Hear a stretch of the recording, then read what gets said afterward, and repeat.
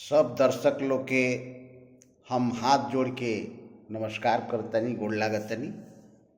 जे जे हमार वीडियो देखेला सबके वो धन्यवाद के पात्र बा। देखी, प्रोटीन के मात्रा के शरीर में पूरा करे खातिर लोग कहेला कि प्रोटीन मांस खइला से प्रोटीन पूरा होई। ऐसन कोनो बात नहीं है। प्रोटीन खातिर के मांस खाए जरूरी नहीं है।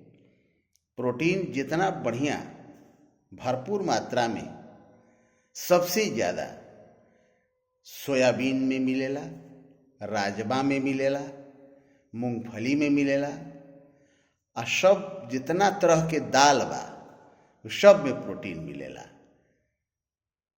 दूध में भी मिली। तो कोनो जरूरी नहीं है कि प्रोटीन खातिर मांस खाएं, ये गलत बात बा। प्रोटीन सबसे बढ़िया जौन हम बतौनी है चीज ओकरा में बा, ओकरा के प्रयोग करी। नमस्कार।